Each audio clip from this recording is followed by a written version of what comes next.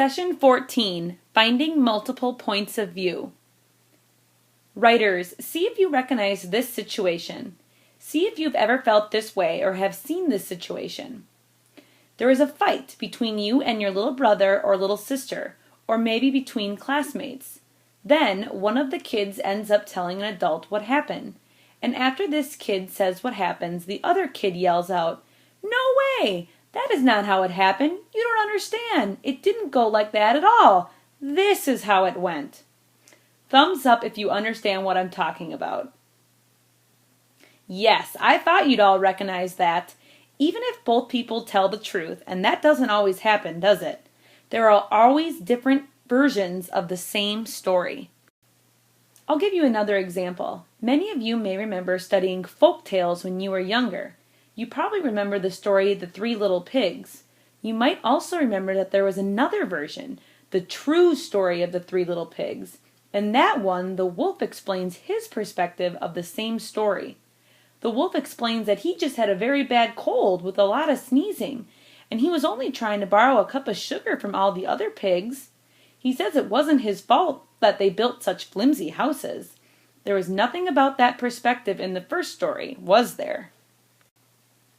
That is what I want to teach you today, that every single story or fact has multiple points of view from which it can be seen, and writers need to always ask themselves, what are some other ways to see this story?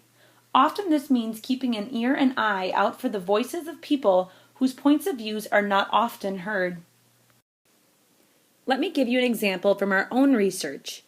We have read about the Pony Express moving mail across the entire country in just 10 days. We've talked about what an improvement that was for people wanting to send letters. We've marveled at the accomplishments of creating such a system, haven't we? And that is one true perspective, but most writers are not satisfied with knowing just one perspective. So, on the right of this screen is a photograph, and it's been named Pony Express Writer. More than 150 years later, we can still see this photo. Isn't it amazing? Right now, turn to your partner and talk about what you see in this photo. Describe and think aloud about what exactly is in the photo. Okay, I'm going to stop you now so I can try it out loud. You may find that you've noticed and thought some of the same things that I notice and think. The writer looks so young to have ridden all those miles through trial and danger.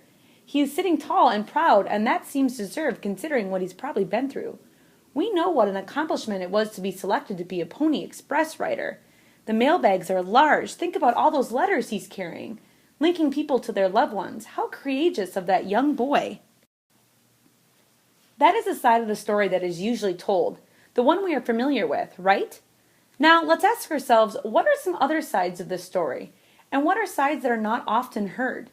I'm going to look at the picture again, but not look where I looked first. Not look where it seems most people look.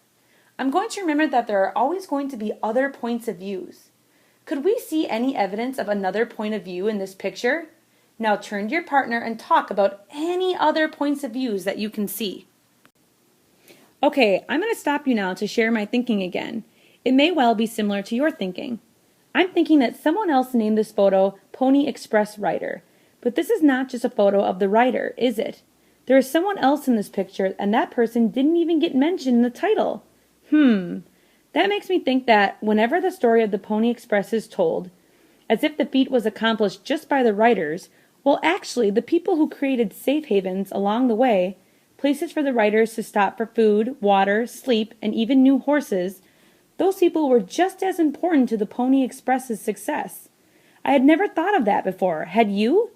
Clearly, their story is not often told. Who is this other person, and what is his or her story?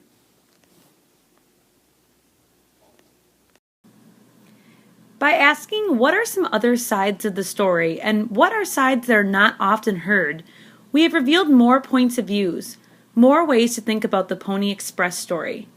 After uncovering different points of views, different versions of what happened, and why writers have to make choices about what to include and what not to include in their writing, writers often include multiple different perspectives.